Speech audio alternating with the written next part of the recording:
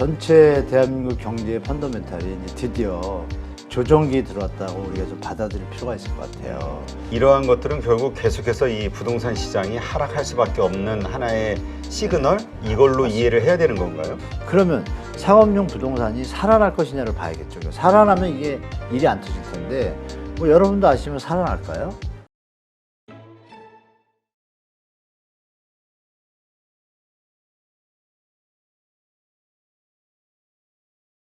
지금 우리가 부동산 시장이 안 좋다, 안 좋다. 그래서 아파트 가격이 하락했다. 이런 얘기는 워낙 많이 들어왔는데 네. 이번에 나온 데이터를 보니까 땅값도 12년 만에 뭐 처음으로 하락했다. 이런 뭐 기사가 나왔네요. 네. 이게 의미하는 게 뭐가 있을까요?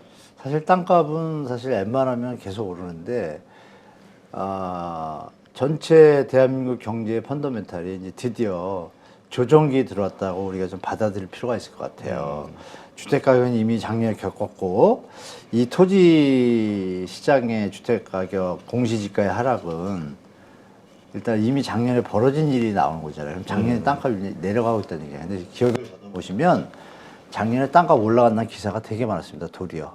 그러게요. 저는 땅값은 계속 올라가는 걸로 알고 있는데. 실제 사례를 놓고 기자분들이 여기 땅값은 계속 오르고 있어. 뭐 이렇게 해서 또 시장 친화적인 기사가 나왔는데 결론은 버킹엄이죠. 다 내려가고 있었구나. 그러니까 기사를 제대로 안 쓴다는 얘기도 될 수 있겠죠. 떨어진 데라든지 이런 데 밀착 취재가 됐다라면 내년엔 떨어져 있을 거다 이런 기사들을 근데 우리 못 봤잖아요.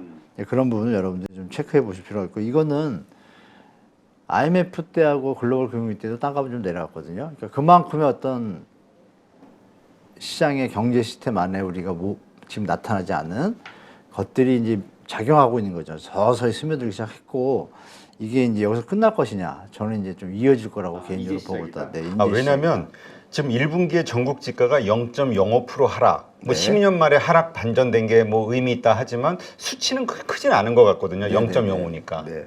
왜냐하면 거래가 없으니까 이 샘플이 없으니까 거래가 된 것들이 하락한 거잖아요. 평균값에서는 100개가 있으면 100개가 다 거래가 하락이 돼야 이게 다 완전히 뭐 2%씩 잡힐 텐데 나머지는 거래는 없이 그냥 호가는 버티고 있고 뭐 결국 이제 우리가 말하는 그 금매된다는 걸 해도 전체 평균에 미치는 영향이 크잖아요. 네. 그렇기 때문에 이거는 하락 반전한 거의 의미가 더 큰 거예요. 그럼 이 추세가 이어지겠구나. 거래량도 줄었단 말이에요. 그러게 한 1년 새 30%가 네네. 감소했다. 그러니까 이거는 상당한데요. 그럼 올해는 늘어날 일이 없잖아요.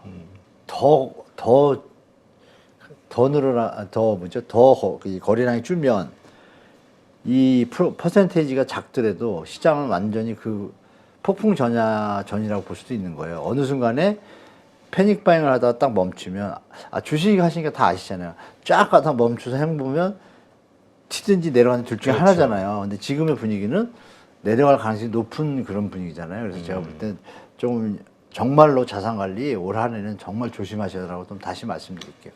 혹시 뭐 땅값이 좀 내려갔다고 요즘 그런 보도 시청자분들 중에도 아마 어디 땅이 갑자기 싸게 나왔다 이런 얘기 나올 거예요.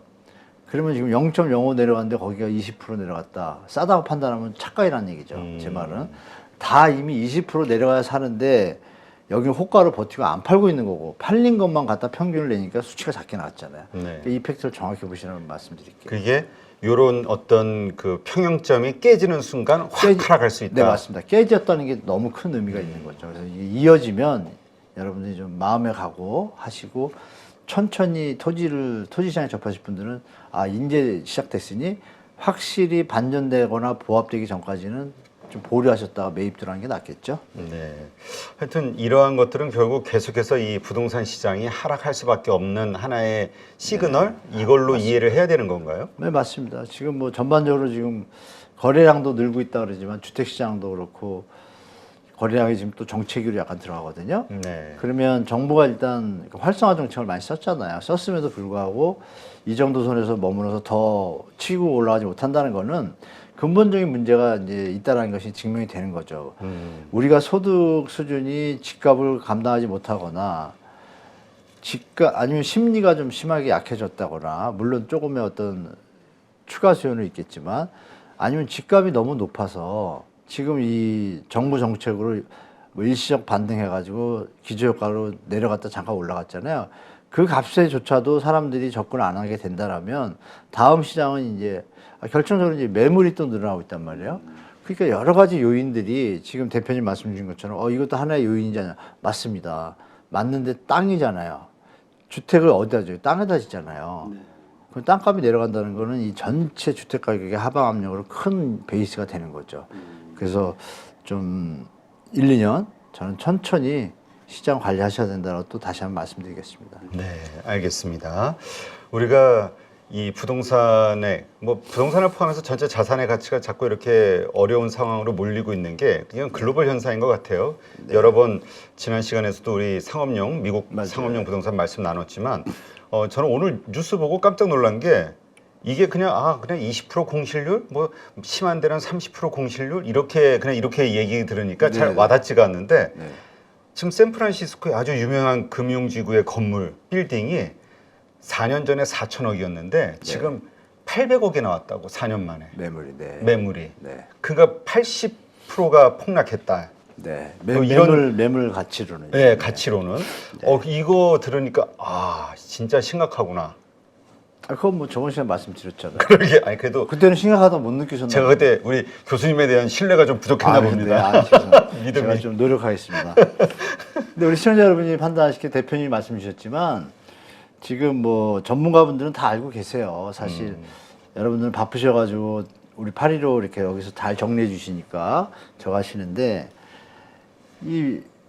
뭐 컨설턴트나 뭐 이런 애널리스트들이 다 분석하는 자료들이 다 최고급 자료잖아요. 네. 그러니까 그분들이 이제 막상 방송에서는 순화돼서 표현하는 거예요, 비교적. 사실은 난리가 난 거죠, 어떻게 보면. 지금 말씀하신 것처럼 4천억이 800억이라는 게 이건 거의 뭐 붕괴잖아요, 붕괴. 그렇죠. 그러면 이제 이거 하나만의 문제인가를 우리가 생각해 봐야겠죠. 다른 데도 비슷하겠구나, 라고 생각이 들잖아요. 이 얘기를 예를 들면 좀 이해되실 텐데, 제가 뭐 PF를 작년부터 조금 말씀드렸잖아요. 뜨기 전부터 PF 문제 있다고 좀 자주 말씀드렸는데, 지금 안 터지지만 묵어가고 있다. 언젠간 정리되는 날이 온다. 준비해야 된다 그랬는데, 최근에 어디 강연을 갔다가, 여러분 이 얘기를 들으면 완전히 이해하실 거예요. 어느 강연을 갔는데, 제가 일일이 뭐 은행들 중에 이금융기관의 어떤 상황들을 갖다가 뭐 보고서를 받을 입장도 아니고 신용평가사 뭐 몇백 명 있는 직원들이 박사급들이 조사한 걸 가지고 서치하고 제가 아는 이제 그 관계 회사들 있잖아요. 거기에 크로스 체크하고 현장에 한두 개 체크하다 보면 제가 판단한 해석을 이제 말씀드린 건데 이 사례로 이제 이해가 좋으실 텐데요. 강연을 딱 갔는데 그 뭐 이렇게 끝나고 나서 끝까지 기다리시더라고요. 이렇게 조금 뭐 사람들 이렇게 얘기하고 갔는데 끝까지 계신 분이 계신 거예요. 근데 끝까지 가만히 기다리는 거예요. 왜냐면 이렇게 질문하면 옆에서 듣잖아요. 그렇죠.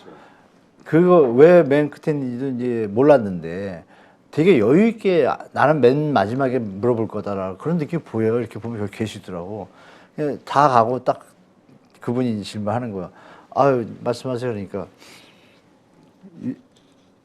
이 방송에 나가면 이제 익명이니까 괜찮겠죠? 요점이 이거예요. 제가 어디에 근무를 하는데 은행 쪽이에요. 이금융기관. 하는데 제 유튜브를 볼 때 그때까지만 해도 괜찮았대요. 뭐 이금융기관 뭐 그분도 이금융기관에 계신 거예요. 그 질문의 요점은 뭐냐? 자기가 요즘 심각하게 느끼고 있대요. 그러니까 서울 인근의 수도권에 있는 분인데 그 지역에 아파트들이 이제 짓고 뭐 다들 좋잖아요, 요즘. 거기에 뭐 상가 짓고 막. 거기에 이제 그 지점에서 대출을 많이 해줬나 봐요. 핵심은 이거예요. 연체율 늘어나는 게 겁날 정도라는 거예요, 저한테. 그래서 그러면 저도 보안을 유지할 테니까 몇 프로 정도냐 그랬더니 막 벌써 그러니까 연체가 되기 전에 이미 그 현장들이 전화가 오고 막 계속 뭐 지점장을 막 줄 서서 만날 이런 분위기? 그리고 실제로 데이터들이 이제 연체율이 막 그러니까 10개 현장이 있다 그럴 때 하나가 연체하고 있었다 그러면 지금은 느낌이 뭐 3개, 4개, 5개 늘어나는 게 보인다는 거예요. 그래서 제가 그거 뭐 말씀드렸지 않냐 그랬더니 진짜 질문이 이거예요. 제가 여기서 어떻게 대출해야 되냐. 그 자기가 다니는 그 금융기관은 자기가 오래됐고 안으로 들어왔다는 거예요. 이게 그분 입장에서 이해가 돼요. 그렇죠. 이게 끝까지 이분을 도와서 버텨야 되는지. 그래서 제가 딱 잘라 말했죠. 그거 절대 아닙니다. 그거 그렇게 한 자체도 문제인 거고 그분이 결혼도 하시는 거예요. 아기를 생각하셔라. 그리고 여기서 열심히 해서 혹시나 스스로 판단해야 된다. 이 지점이 문제가 될 것 같다고 판단되는 순간에는 그때부터는 빨리 다른 길을 찾을 준비를 해야 된다. 만약에 안 그러고 그냥 대충 보면서 설마 막히겠지 이러다가 터질 경우를 시나리오에 둬야 되잖아요. 터지면 그게 바로 뭐 3개월에 터질 수도 있겠지만 추세를 볼 때는 한 1년이나 2년 있다 터질 거 아니에요. 그렇죠? 버티다. 그렇죠. 그럼 2년 동안 중요한 건 뭐예요? 고객들을 상대하고 있잖아요. 그죠? 네. 지역에서. 그 고객들 얼굴을 보고 다닐 수가 있나요? 못 봅니다. 그렇죠. 본인의 인생이 너무 힘들어지는 거예요. 그래서 제가 그러면 그건 과감하게 본인이 판단한 시점이 느낌이 있을 것 같으면 과감하게 다른 길을 택해라. 저는 그걸 원한다. 왜 2, 3년 동안 만약에 그런 일이 벌어지고 나면 거리를 못 다닐 정도. 제 친구가 옛날에 저 글로벌 때 그런 친구가 있었어요. 3년 동안 회사를 위해서 충성을 했는데 결국은 안 좋아진 거예요, 결과가. 네. 그 잠수 탔었어요, 잠시. 그래요? 네, 그러니까 그런 일을 당하지 말 거를 얘기한다. 그러니까 사사로운 감정 버려라. 당신이 감사원이라고 생각하고, 여기는 어떻게 되겠네? 그러면 딱 나오면 그냥 정리하라 그랬습니다. 그랬더니 더 웃기는 건요, 얼굴이 훤해지면서요, 훤해져가지고, 감사합니다로 가는 거예요. 그만큼 얼마나 괴롭겠어요. 그래서 이 얘기의 요지는 뭐냐. 그러면 전국, 거기가 좀 위치가 좋은데요. 제가 차마 말씀 못 드리겠는데, 저도 이제 거꾸로 좋은 얘기를 들은 거죠. 이게 제가 생각했던 것보다 더 상태가 빨리 퍼질 수도 있겠구나. 그래서 상업용, 거기도 상업용 많이 한 것 같아, 느낌이. 그러니까 한 군데 터지면 다 몇백억이잖아요. 네. 지점에서 못 버티잖아요. 그러면 이게 이제 또 전수조사 들어가고 뭐 이런 형태가 되니까. 그래서 제가 볼 때는 제2금융기관 PF 문제가 올해는 좀 무슨 일이 날 거다라고 저는 좀 예측이 되고 있어서 여러분들 혹시 이 얘기도 얘기해요. 어느 가서 물어보시면요. 조금 조사하시면 원금 보장 5천 되지 않습니까? 네. 근데 5천을 바로 안 주잖아요. 아시죠, 대표님? 보통 이름 적고 기다리면 순서대로 그렇죠. 처음에 1,000, 2천 주고 한참 있다 6개월 있다 이럽니다. 그러니까 제가 볼 때는 지금은 2천 정도씩 나눠서 분산해서 예치하시는 게 자금을 있다라면 그건 좀 말씀드리고 싶네요. 알겠습니다. 하여튼 이 부분과 관련해서는 미국 계속 나오는 데이터들이 웰스파고가 이번 1분기 실적 발표하면서 밝힌 게 작년 1분기 때는 2,500억 정도였는데 네. 이번에는 1조 400% 9,980억을 기록했다. 400%. 네. 그럼 확 1년 만에 늘어난 거죠. 네.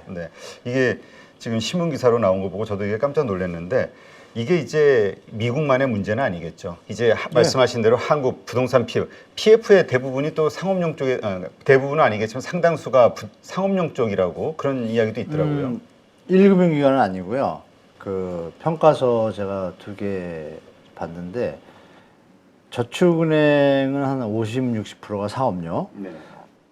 증권사하고 캐피탈 보험사들도 상당량 3, 40%에서 심한 최고 많은 지점들은 막 60%도 있는데 보통 4, 50% 이상의 자금이 투입이 된 거예요.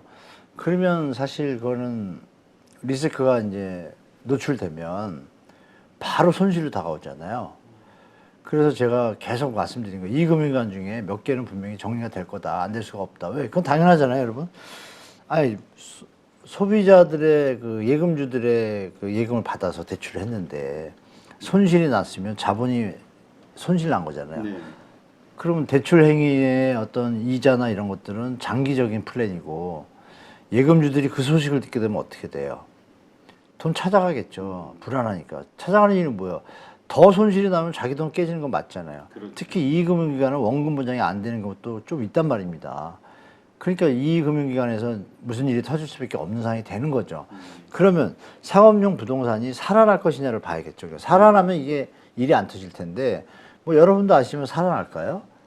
아니잖아요. 지금 심리도 그렇고 실제 팩트도 그렇고 실물 경기도 그렇고 여러 가지 지금 금융 시스템도 문제가 있고 그러면 이게 한번 조정을 겪을 수밖에 없는 게 지금의 시장 상황인 것 같아요. 그래서 제가 볼 때는 이게 뭐 혹시나 살아나지 않을까 이런 거는 진짜 요행을 바라는 수준인 것 같고 미리 사전에 물론 안 일어나면 다행인데 일어날 가능성이 많으니까 당연히 거기 대비해야 되잖아요. 그러니까 제가 볼 때는 상업용 부동산에 대해서 장밋빛까지 지면 안 되고 지금 뭐 쉬운 예로 압구정 가로수길이 다 비었는데요.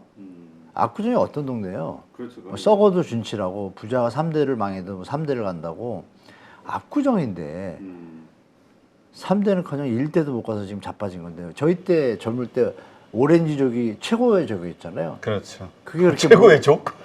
최고의 그 저기 그 가장 제일 좋은 핫한 지역이었잖아요. 핫한. 지금 핫하지가 않잖아요. 그런 면을 봤을 때 이거 뭐지? 압구정이 그 정도야? 이 얘기는 모든 걸 이제 보여주는 사례니까 여러분들이 거기뿐이 아니잖아요. 위례 그 신도시 들어갈 때 상가 있잖아요. 그거 불났었어요. 지금 다 박살나 있잖아요.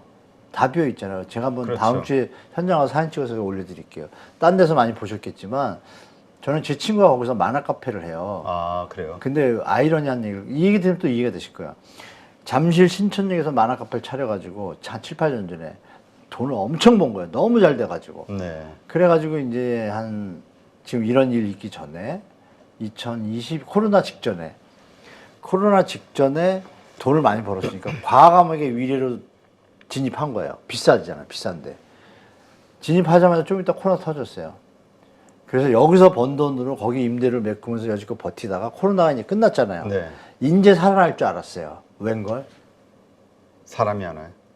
완전히 시장이 바뀌었다는 거예요. 그럼 얘기 정리돼요. 온라인으로 다 보죠. 저희도 요즘 또 만화 카페는 또 단골층이 있어요. 잘 모르시는구나. 그죠? 아니 저도 예전에 만화 카페 같은 데 좋아했었거든요. 어렸을 때는. 네, 그때보다 시스템이 만화 더 같은 걸 좋아졌어요. 좋아했니까 웹툰. 근데 저도 완전 좋아하죠. 웹툰 이런 걸로 그것도. 저도 전부 이걸로 봐요. 그냥. 대체 수요가 빠지는 거예요. 웹소설하고. 네네. 근데 이게 더 편하거든요. 더 싼가요, 이게? 아니 편하죠. 편하고. 집에서 누워서 보기도 하고. 직접 가는 거보다. 가서 불편하게 이러지 않고 집안에서 다. 그런 것도 있어요. 요즘은 이제 그 일부 뭐 고등학생이나 이런 분들이 갈 데가 없으니까 그 대상만으로 줄고 예전에 이제 직장인도 많이 가서 야 만 한 푼 때리고 가자 막 이랬잖아요. 지금은 그게 이제 없어졌네요. 그러니까 그렇죠. 7, 8년 전하고 또 시장이 바뀐 거죠, 완전히. 그러니까 뭐 이중 타격이잖아요. 그렇죠. 하긴 그 말씀 들으니까 저도 마침 공교롭게 어제 한 친구를 만났는데 그 친구가 몇 년 전에 위례 상가를 2개를 분양을 받아가지고 어떡하냐. 1년 반, 거의 2년 가까이 공실로 있다가 네. 그래서 이제 저한테 얘기를 하더라고요. 우리가 이제 방송을 하니까 그래서 야, 내가 전문가분들하고 말씀을 나눠봤는데 일단 싸게라도 일단 관리비라도 털어라. 내야 되지 않냐. 정확하죠. 이자라도. 맞아요. 그래가지고 아주 싸게 해가지고 예를 들어서 뭐 절반 이하로 그래서 한 400 정도 월세를 이렇게 아마 했나 봐요. 학원에. 근데 문제는 이제 조금 좋아지는데 이게 이제 임대료 올리는 게 마음대로 못 올리잖아요. 뭐 5%씩. 상한선이에요. 딱 그거 받아가지고 자기 대출 이자밖에 안 나온다는 거예요. 그러니까는 자기 원금하고 뭐 여러 머리 모든 아프시겠다. 네. 손실이. 그 천만 다행이네요. 2008년도에 제 지인이 청계산 그 뜰 때 있잖아요. 청계산 지역에 막 보금자리 주택가 뜰 때 거기 상가 배팅했다가요. 8년 동안 비었습니다. 박살났습니다. 번 돈 다 메고 마이너스. 그러니까 이 조심하셔야 돼요. 예, 상가, 꼬마 빌딩 이런 거 정말 조심하셔야 될 것 같아요. 지금 진짜 조심할 때입니다. 네. 하여튼 이러한 것들 이런 것을 통해서 금융권들도 손실이 불가피해질 수밖에 없다. 네, 미국도 맞습니다. 지금 이렇게 나오니까 한국도 이런 것들이 불거졌을 때는 이것으로 인한 또 이금융권들, 1금융권이야 뭐 그렇다 쳐도 네네. 좀 위험할 수 있- 일금융권은 제가 알기로 많이 정리한 걸로 알고 있어요. 미리 그 전부터 일금융권은 이제 리스크 해치가 좀 제가 볼 때 뛰어날 정도 됐더라고요. 제 생각보다. 근데 이금융권은 이제 감독을 안 하다 보니까 조금 문제가 터질 소지가 좀 여기저기 좀 작은 지뢰들이 많이 있습니다. 그래서 아마 올해 안에 뉴스들이 나올 거라고 저는 보고 있어요. 그래서 근데 그게 이제 우리 경제를 뭐 이렇게 흔들 정도는 아니고요. 그렇죠. 그 자체 문제인데 심리가 이제 많이 가라앉겠죠. 그렇죠. 여러 가지로 투자 심리, 네, 맞습니다. 뭐 부동산이 됐든 증시가 됐든 네, 일단 쉬어야 되는 거잖아요. 그러면 이제 수요가 주니까 그럼 또 그게 또 하락 요인을 또 작용하고 뭐 그런 시간이 좀 올 것 같아요. 네. 근데 하나 걱정되는 건 국민연금도 그렇지만은 네. 우리 자산운용사라든가 보험사라든가 이런 것들이 작년까지도 미국이라든가 유럽의 상업용 부동산에 뭘 매입을 했네, 막 투자한 거기까지 뉴스들 가시면 또 많이 들었는데 맞아요. 걱정이 되긴 해요. 걱정되는 게 아니라 저쪽 구석에 뉴스로 많이 나왔습니다. 어디 뭐 몇백억 날리고. 그러니까 어떻게 뉴스가 나냐. 뭐 국민연금이다. 어디 투자한 곳이 이런 미국 이런 영향 때문에 400억 손실. 가끔 조금씩 나는데 그게 그 하나가 아닐 거 아니에요. 여러 개 있으면 여러 개 다 나오는데 여러 개는 다 기사를 안 내고 심리가 좀 안 좋으니까. 그래서 이미 뭐 소스는 다 나와 있고 들어가는 분위기는 이미 일단 그쪽 방향으로 다 가는 것 같고 뭐 마음의 준비는 충분히 해야 될 것 같습니다. 안 하고서 그냥 또 장밋빛 그리시면 안 되고 요즘 또 경매로 상가를 잡으려는 분들이 계신데 아직 안 나오고 있거든요. 버티고 있어요. 아직은 꼬마 빌딩이 아직은 버티고 있습니다. 근데 거래량이 저번 주 부동산원에서도 자료를 내거든요. 우리나라에 뭐 나이트 프랭크나 이런 뭐 해외 업체들도 있어요. 그 친구들이 이제 보고서를 내거든요. 우리나라 상업용 부동산, 특히 오피스에 대해서. 그러면 이제 데이터가 나오는데 오피스는 그나마 좀 버티는데 오피스 외에 이제 우리가 나누는 뭐 오피스텔이라든지 상가라든지 이런 분들이 다들 수익률이 진짜 마이너스 막 10%, 20% 빠져 있어요. 그래서 만만해 보지 마시고 지금 리치 펀드는 지금 할 때가 아니라 좀 기다렸다가 정리되고 나서 낮아진 값을 어느 회사가 또 새로 시작할 거 아니야? 그건 좀 좋겠죠. 네, 좀 요즘은 기다리시라 말씀드릴게요. 네, 알겠습니다.